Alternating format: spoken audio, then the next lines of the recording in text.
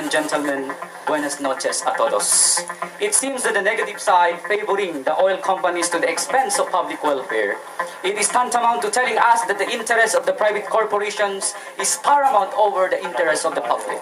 Oil price is really crucial because the Filipino people are in quandary because of the increase of oil price, liberalization, or supremacy of the Constitution.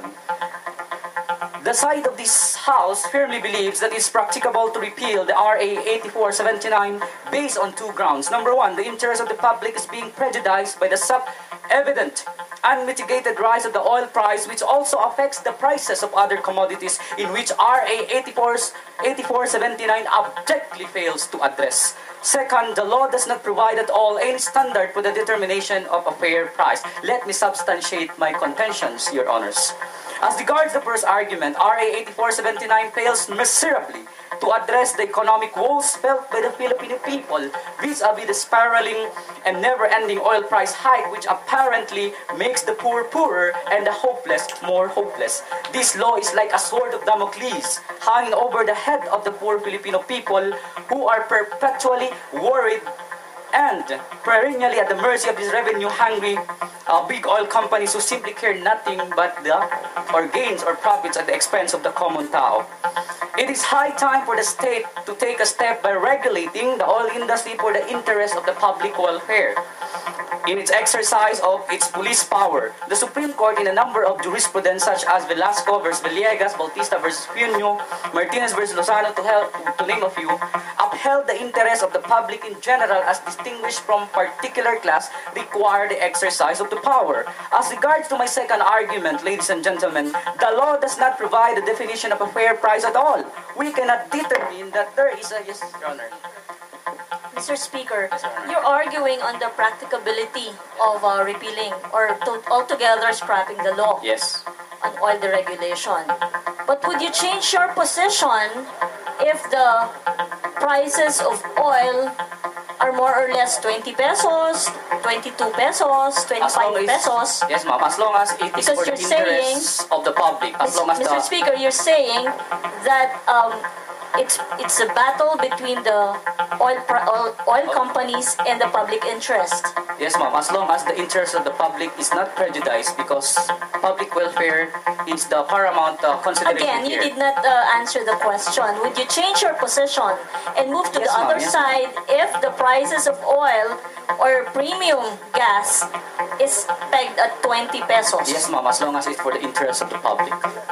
To continue, Your Honor, as regards to the second argument, the law does not provide the definition of fair price at all. We cannot determine that there is unreasonable increase in oil price without determining first. Yes, Your Honor. Wouldn't you agree that the administrative agencies may be able to bridge whatever gaps there are in the law in further defining what is fair price? Yes, ma'am. Do you think that's not possible at this time? I think it is possible at this time. The law does not meet the requirement of the two tests in determining the validity of the law. RA 8479 is not complete in all terms and conditions and does not provide for any sufficient standard. We are in a complete bewilderment as we do not know whether or not the price that is determined by the oil companies is fair and reasonable. That is why this side of the House proposes for a comprehensive fair price mechanism through a creation of an oil price regulatory board that will not only monitor prices but also determine the standard fair price. You seem to have dug yourself into a hole there. Jo Marie, 2 minutes now to interpolate. I would just like to clarify that earlier ago you said that when prices would necessarily become lower, you would actually move to our side and say that you would go for deregulation, right? Deregulation. No, I did not say that.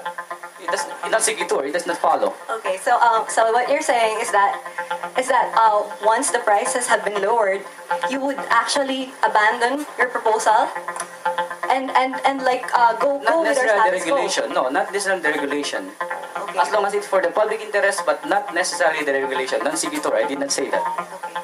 Are you aware how this debate actually came about? What issue lies behind it? Determinants of the fair price, in which the public is being prejudiced here. Oh, so I assume you are aware of the petition filed by one utak against in the RTC, Yes. raising the constitutionality of this law.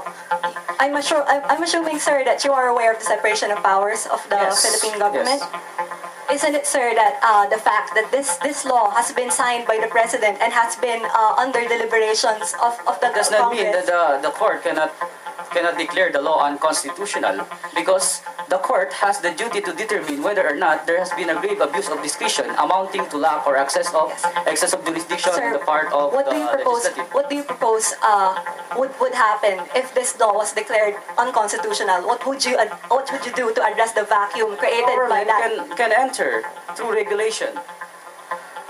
You want to enter into regulation, sir? The government can, yes. Are you- the interest of the public. Do you want to revert back to the OPSF, sir? Would you like to revert Yes. back to the OPSF? Yes. Okay. No further questions. Okay. Jo Marie, 4 minutes to rebut Gans and advance your argument. Hi. Good evening, sir. Good evening, ma'am. We from the opposition side here believe that the purpose of the law was never to lower